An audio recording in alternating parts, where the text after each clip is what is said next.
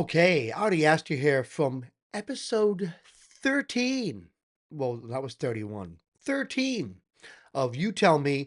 And again, I am using Rick Beato's material. I'm going to put a link down to this interview. And I apologize to Rick Beato. I haven't been putting links to his interviews or to his channel when I use his material, which he graciously allows people to use. And I know that he's dealt with a lot of copyright issues himself, so I really do appreciate that. He, in a matter of 6 months, has become by far my favorite interviewer of musicians because he's a musician, but he's also a producer. But most importantly, he is a gigantic music fan, and he approaches his fanhood as someone who just likes what's good, but also from a technical and theoretical standpoint, which I think is interesting. He interviews John Fogerty here just recently, and it has immediately become my favorite interview of his because you can see in his face he appreciates John Fogerty's candor, and John Fogerty is just kind of saying stuff that so matter of factly, like this is how it was, this is what I did.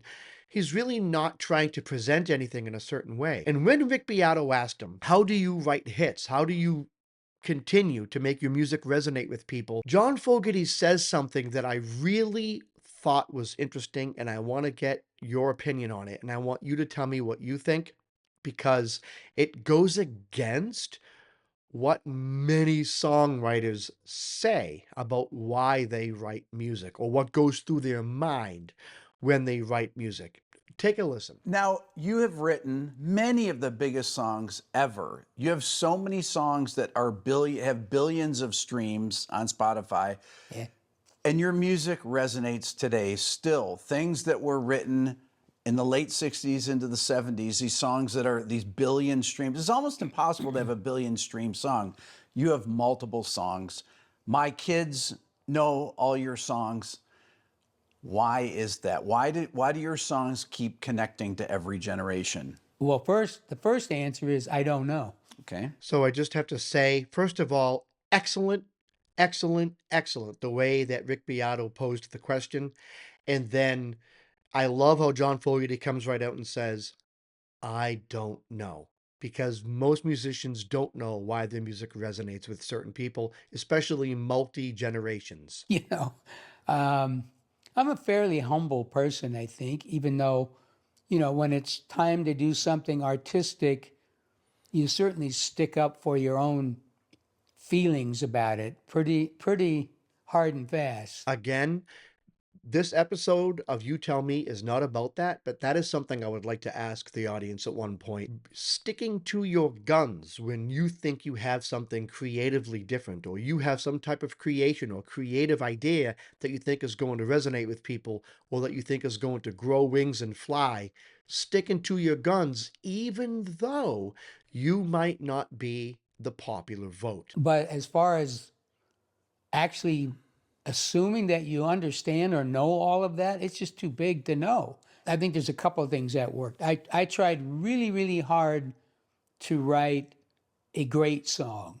And of course, if you're ever able to even do one, which I had finally done writing Proud Mary, what I learned was I'll keep trying this and keep doing this, but I'll throw away a lot of stuff. In the process of creating I'll throw away a lot of stuff.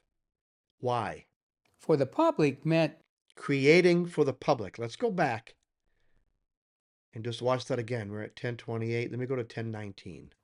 I'll keep trying this and keep doing this, but I'll throw away a lot of stuff. In the process of creating for the public meant you don't just give them everything you think of. It's a presentation. You polish your work. You try to make it the best that you can. So obviously I started back in those days. I used to say for every song you hear from me, I've written 10 that I've thrown away. It didn't mean that I actually finished all 10. It meant that somewhere along the way, this isn't going to develop the way I want. So I better turn the page and start on something else. Wow. First of all, go. I will put the link to this interview in the description below. but you have to watch this interview. You have to watch Rick Beato's facial expressions while John Fogerty is talking. John Fogerty might be disarming Rick Beato, or maybe he's actually refreshing Rick Beato, because Rick Beato knows, as a producer and musician, that there are certain things that all artists do and say for the fans. And he understands very well that for every one song that you think is great that you want to release, yes, yes, there's probably 5, 7, or 10 that you've started and then said, no. I've started songs and then realized the only part of the song I like is the bridge. I throw away the rest of the song and then take the bridge and then build a song off that. And then that almost becomes the verses or the chorus to the next song I start. I can't tell you how many songs I've thrown away that no one will ever hear. Some of them I actually liked, but I just never developed them. It's so refreshing to hear John Fogerty say this.